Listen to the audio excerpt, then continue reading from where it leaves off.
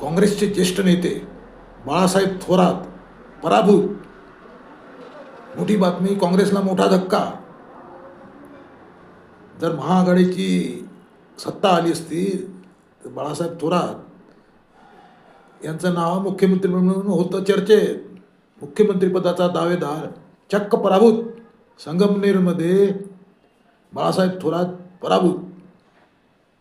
एकदम नौखा उमेदवार, पहिल्यांदाच निवडणूक लढवणारे अमोल खताळ या तरुणाने